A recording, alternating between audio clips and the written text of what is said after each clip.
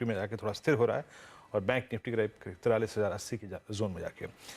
अब यहाँ से बातचीत का जो अंदाज है थोड़ा सा बदलेंगे। अब बात करते हैं आउटलुक 2023 के लेकर, और इस श्रृंखला में हमारे साथ आज मौजूद होंगे दिनशॉ ईरानी, CEO हीलियस इंडिया के बातचीत करने के लिए अपना व्यू 2023 के लिए प्रस्तुत करेंगे। दिनशॉ जी, नमस्कार, कार्यक्रम में स्वागत है आपका।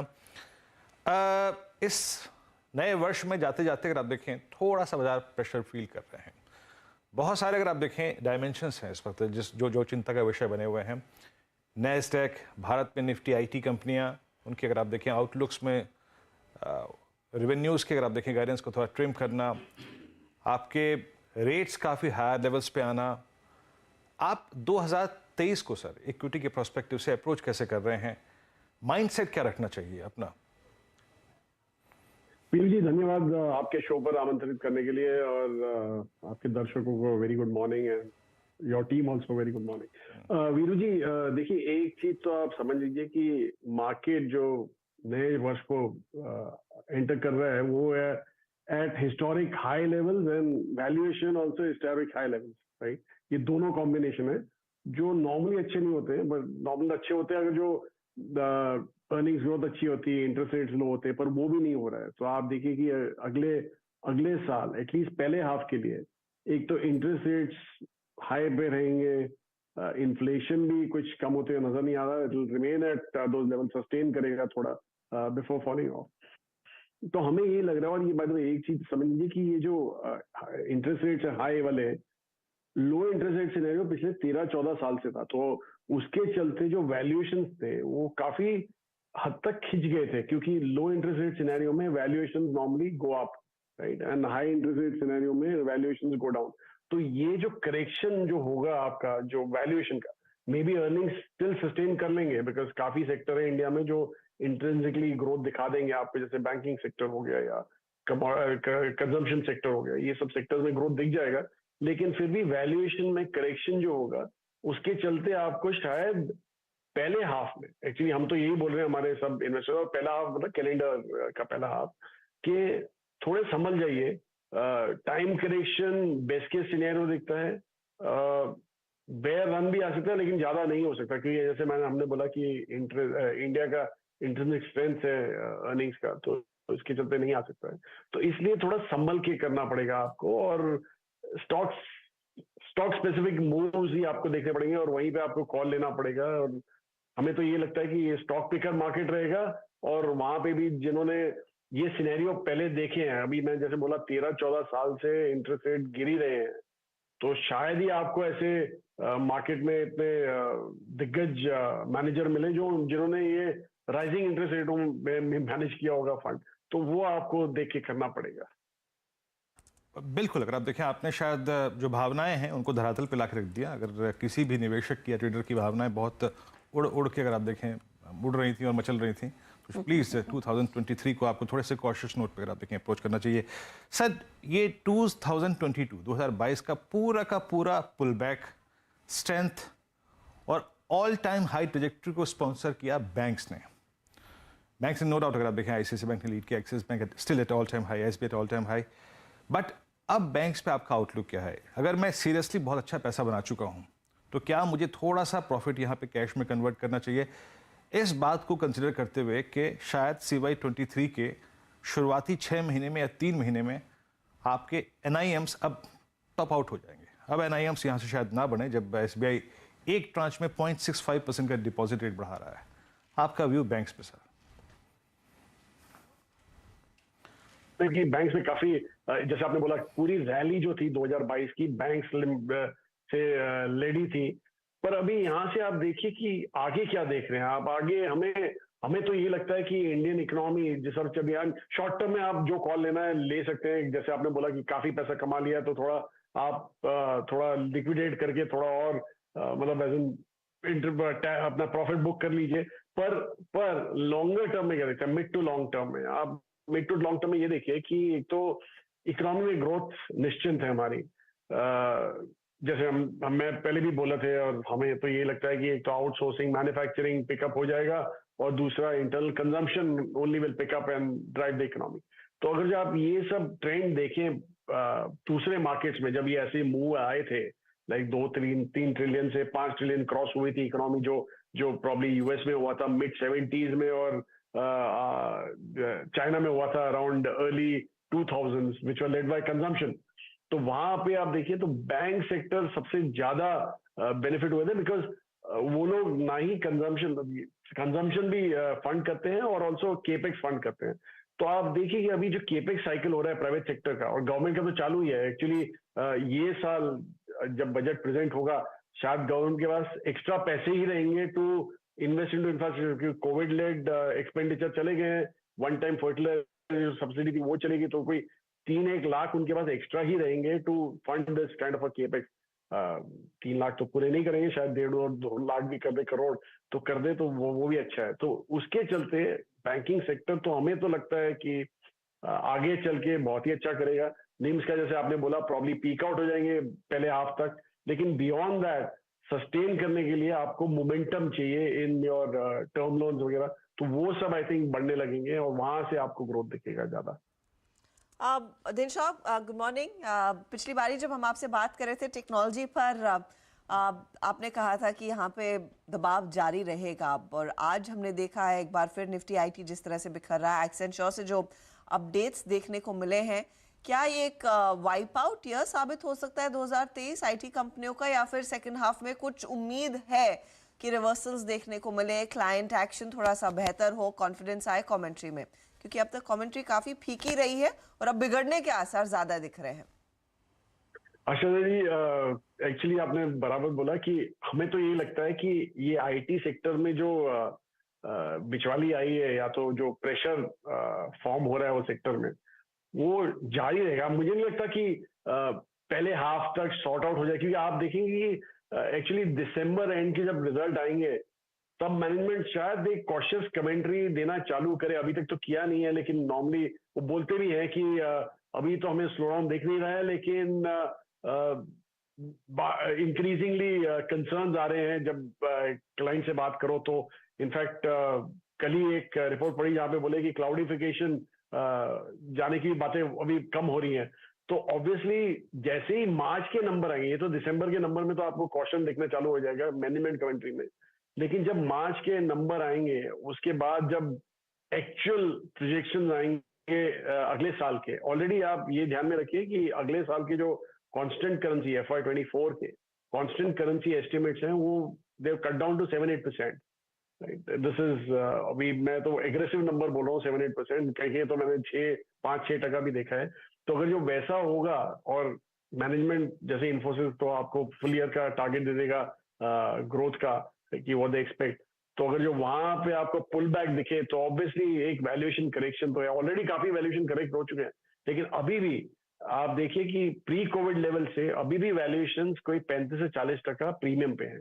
तो हमें तो लग रहा है वहां कंप्रेशन आएगा। जैसे हमने बोला पूरे मार्केट में हमें लग रहा है कि एक वैल्यूएशन कंप्रेशन बाकी है, क्योंकि एक ब्रीदर चाहिए बाजार को, और अगर जब ब्रीदर भी आ जाए तो वैल्यूएशन कंप्रेस हो जाते हैं। पर यहाँ पे तो हमें एक्चुअल ड्रॉप दिख रहा है प्राइसेस में, बिकॉज वहीं से आपको वैल्यूएशन कंप्रेशन दिखेगा। 24 के लिए रेवेन्यू गाइडेंस में 7 से 8% का ट्रेंड। आईटी मतलब न्यू डेफिनेशन इज इंटरवल है, आईटी इंटरवल। अच्छा, एक और चीज़ सर, मुझे याद आता है, आई थिंक हम सब ने जब अपना पहला घर लिया था या फिर लिया होगा, आई मीन उस वक्त मैंने कैसे फर्स्ट हाउसिंग लोन हर्षदा लिया था 11.5 पे, ठीक है। अब सडनली CY22 के शुरू में हेडलाइंस थी 6% पे हाउसिंग लोन ले जाओ, अब वो जा रहा है 9.1। काफ़ी सब्सटेंशियल हाइक हुआ है। सर, इसका रियल स्टेट पे क्या इम्पैक्ट पड़ेगा? और 23 के लिए अगर शायद मार्च तक जाते जाते अगर फरवरी में फिर एक रेट हाइक हुआ या फिर मार्च में फिर हुआ, तो शायद ये हाउसिंग लोन 10.5 तक तो पहुंच ही जाएगा। तो ऐसे में आपका रियल स्टेट पर व्यू क्या है सर? क्योंकि रियल स्टेट ने भी 22 में मजा लिया था और होम इंप्रूवमेंट ने भी मजा लिया था पूरा। सही बात बोली आपने। तो हमें भी यही लगता है कि रियल एस्टेट एक्चुअली जो मिड इनकम और लो इनकम जो हाउसिंग था वहां पे तो बहुत ही मोटा इम्पैक्ट आने वाला है। बिकॉज आप ये देखिए कि वहां पे जो EMI हैं, जैसे आपने बोला 6 का अभी 9-9.25 हो गया है, तो 50% ग्रोथ हो गया है आपके पे आउट्स में। तो ऑब्वियसली वहां पे तो पेन फील ही होगा। और एक्चुअली अभी भी याद देखिए कि कंजम्पशन में जो प्रॉब्लम हो रहा है वो आपका मिड इनकम लेवल का ही प्रॉब्लम हो रहा है, mid to low income level का प्रॉब्लम हो रहा है, इसलिए ग्रोथ नहीं आ रही है वहां पे भी। आई मीन आप रेगुलर एफएमसीजी सेक्टर वगैरह में, तो ये तो लेके तो बहुत ही बड़ा इम्पैक्ट होने वाला है। इसलिए हमें ये लगता है कि एक जो आपके साउथ के जो सारे रियल एस्टेट प्लेस है वो मोर डिपेंडेंट ऑन आईटी सेक्टर, जैसे पूरा बेंगलोर का housing was more of IT sector, तो वहां पे तो पूरा एक इम्पैक्ट आ सकता है। दूसरा जहां जहां पे भी लग्जरी हाउसिंग है शायद आपको वहां ज्यादा ना इम्पैक्ट दिखे, जैसे कि हमने पहले भी बोला था आपको कि लग्जरी सेगमेंट में ज्यादा फर्क नहीं पड़ रहा है, एस्पिरेशनल लग्जरी वगैरह में तो काफी ग्रोथ दिख रही है, क्योंकि हायर इनकम लेवल वाले lower income level, unfortunately that's the story. पर एनीवे, तो उसके चलते आपको शायद जो लग्जरी लेवल में या रिटेल में है तो वो सबको आपको शायद ज्यादा इम्पैक्ट ना आए, इसलिए आपको वो रियल एस्टेट प्लेयर देखना चाहिए जो जिसका पोर्टफोलियो रिटेल की तरफ है, रेंटल इनकम है regular, and he is more of a luxury player. तो मतलब जैसे मेट्रो में हो गए 2-3 जो प्लेयर हैं बड़े वाले, शायद उनको ही देखना चाहिए, उसके बियॉन्ड तो बहुत ही मुश्किल है to sustain this running. Dilshad ji, जब पिछली बारी 2 हफ्ते पहले आपसे बात हो रही थी दोपहर में, आपने कुछ स्टॉक्स की बात की थी जो शायद आप आइडेंटिफाई कर रहे हैं नए निवेश के लिहाज से। क्या वो पैसा लग गया है और you are still waiting it out? नहीं जी, we are still waiting it out, कि हमारा जैसे मैंने आपको बोला था कि 2 नए फंड लॉन्च हुए हैं, तो उसके लिए तो हमें काफी बाइंग करनी है, तो इसके लिए आराम से हो रहा है जो हो रहा है। So I won't be able to disclose any name. No, fair enough. I have decided कि मैं कभी नेम डिस्क्लोज ही नहीं करूंगा अभी से। नहीं, जब आप फंड में ले ले तब बताइएगा। अच्छा, मैं ये बेसिकली पूछने की कोशिश कर रही हूँ कि इस समय फिर पैसा अगर आप एलोकेट करेंगे, क्योंकि अब ये स्टॉक पिकर्स मार्केट रहेगा, तो कितने चांसेस हैं कि आपको वैल्यू मिड कैप्स में भी देखने को मिल रही है, या फिर ये जो ऑनगोइंग फिर से करेक्शन मार्केट में शुरू हो चुका है वो फिर कुछ अट्रैक्टिव लेवल्स पर दिग्गजों को ले आएगा?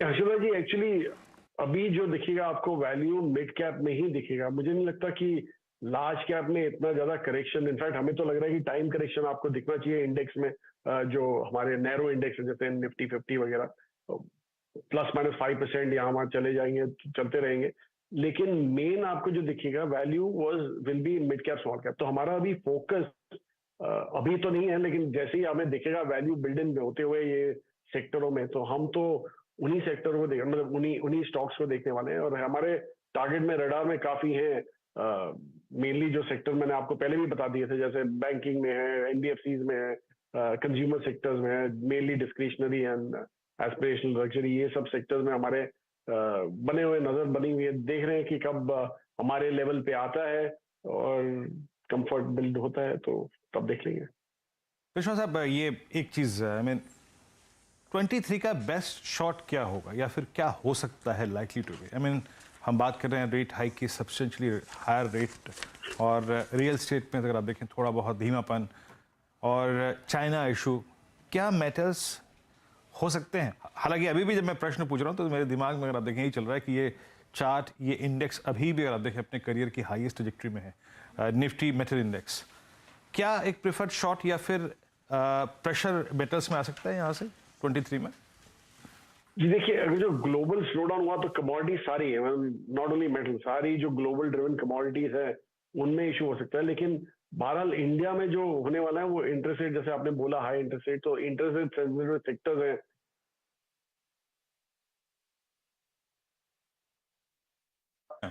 एक लॉन्ग शॉर्ट फंड है तो हम एक्चुअली इंप्लीमेंट करते हैं वहां पे। तो जैसे कंज्यूमर डिस्क्रिशनरी हो गए, जो पिक टिकट कंज्यूमर डिस्क्रिशनरी है, वहां पे आपको दिखेगा थोड़ा जहाँ वैल्यूएशन ऑल्सो स्ट्रेस्ड है, तो ये सब सेक्टर्स हैं वो वहां पे। फिर ऑटो सेक्टर हो गया, उधर आपको दिखेगा थोड़ा स्लो डाउन वगैरह, प्रेशर दिखेगा इनफैक्ट गोइंग फॉरवर्ड। ऑटो का तो डबल स्टोरी है, एक तो इंटरेस्ट रेट का है, दूसरा ईवी का प्ले है, तो ऑब्वियसली वहां पे तो डबल वैमी है। जैसे कमोडिटी हो गए, वहां पे भी आपको प्रेशर दिखेगा। तो ये सब सेक्टर्स हैं जहां पे आपको, आप बेचिंता तो कभी होता नहीं है मार्केट में, बट थोड़ा कंफर्ट के साथ आप शॉर्ट जा सकते हैं इन द इमीडिएट टर्म। तो बेसिकली ये ओल्ड इकोनॉमी में आप कह रहे हैं थोड़ी सी पोजीशंस अनवाइंड की जा सकती हैं। न्यू इकोनॉमी कंपनियों में तिनशा जी, आप लोगों की नजरें थी जब ये स्टॉक्स मार्केट में आए थे, उसमें से कुछ अब आपको अट्रैक्टिव लगा है क्या? जी, हमने एक्चुअली लिए थे आफ्टर जैसे ही करेक्शन बिल्ड इन हुए थे, लेकिन हमने देखिए जब प्लेटफॉर्म कंपनी होती है, आप क्या देखते हो प्लेटफॉर्म कंपनी में? एक तो ये होता है कि कन्वीनियंस प्रोवाइड करे, तो वो देखना चाहिए। दूसरा, कन्वीनियंस तो प्रोवाइड करते हैं तो, लेकिन can they encash that convenience, मतलब एज इन जो कंज्यूमर्स हैं वो कन्वीनियंस को के लिए पैसा देंगे कि नहीं देंगे, वो देखना चाहिए। और तीसरा कि रेप्लिकेबल मॉडल है कि नहीं है। अगर जो इजीली रेप्लिकेबल है तो आउट है, और नहीं है तो फिर ऑब्वियसली बहुत अच्छा है।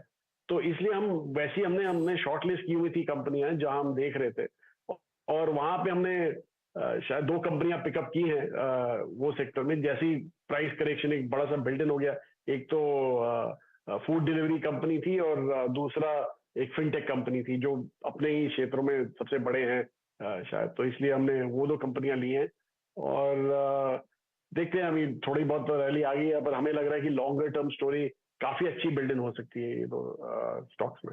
ये तो आपने नाम नहीं लिया लेकिन समझ में आ गया, फूड डिलीवरी में जोमेटो है और अपने क्षेत्र में सबसे बड़ी कंपनी तो फिर पेटीएम ही है। अच्छा, कुछ देर पहले हम ड्रीम फोक्स का स्टॉक देख रहे थे, ये भी एक रीसेंट लिस्टिंग थी, नियरली 5% अप, और ड्रीम फोक्स पिछले 2-3 ट्रेडिंग सेशन से भाग रहा है क्योंकि दिल्ली एयरपोर्ट की तस्वीरें आपने देखी होंगी। अगर दिल्ली जाना हो तो तैयार रहिएगा, एक लंबी वेटिंग है, इट्स एब्सोल्यूट केओस। होपफुली वहां पर सिचुएशन एड्रेस होगी, लेकिन वहां से एक अगर चैनल चेक लेकर चले तो क्लियरली लोगों की आवाजाही बढ़ रही है। वो passenger load factor in airlines में बढ़ता हुआ दिखाई देगा, चाहे वो डोमेस्टिक फ्रंट पर हो या फिर आपके इंटरनेशनल फ्रंट पर। क्या ये एक सेटअप है जहां पर आप शायद एविएशन कंपनियां, these lounge players like DreamFolks या फिर होटल स्टॉक्स में कुछ एक्सपोजर बढ़ाएंगे? क्योंकि एक थीम चली है and it's been a very good theme for the larger part of 22, लेकिन क्या ये 23 में एक्सटेंड होगी? जी देखिए, एक्चुअली आपने जो बोला, आई थिंक एविएशन का तो स्टोरी अलग है, बिकॉज एक तो अपना पैसेंजर ग्रोथ तो हो ही रहा है, और आप देखिए कि जो टिकट प्राइसेस अगर जो लास्ट मिनट आप बुकिंग कर रहे हैं तो वो तो पूरा ही आपका बैंक अकाउंट साफ कर देते हैं वैसे टिकट प्राइसेस हो गए हैं। बट एनीवे, उसके बावजूद भी इतना ज्यादा प्रॉफिट नहीं दिखता है यहाँ पे, because more of a crude limited play, और दूसरा लीज वगैरह का इशू होता है, और जैसे इंटरेस्ट रेट बढ़ते हैं लीजेस भी बढ़ जाती है इनकी, most of them are on dry और वेट लीज। तो इसलिए वहां पे थोड़ा कंफर्ट नहीं है। जो आपने दूसरी कंपनी बोली वो एक्चुअली हमने देखी नहीं है ज्यादा ध्यान से, क्योंकि हमें ये लगता है कि लिमिटेड मार्केट है, क्योंकि आपका जो एक्चुअली एविएशन का मार्केट है वो काफी हद तक यूज करता है, वो काफी लिमिटेड मार्केट होता है, तो इसलिए वो हमने ज्यादा ध्यान से देखी नहीं है। और तीसरा आपने जो बोला टिकटिंग कंपनीज वगैरह, वहां पे आप एक्चुअली आप देख लीजिए कि कंपटीशन भी बहुत ज्यादा होता है, और बिल्कुल ही कट थ्रोट कंपटीशन होता है। तो इसलिए, और जैसे मैंने बोला कि रेप्लिकेबल मॉडल होता है कि नहीं होता, वो सब देखना चाहिए हमें। तो वो वहां पे हमें लगता नहीं है कि ज्यादा कुछ बन सकता है, इसलिए we would rather avoid all 3 right now. So Dinesh ji, बहुत बहुत शुक्रिया, आप इस कार्यक्रम में शामिल हुए और CY23 के लिए अपना आउटलुक दिया।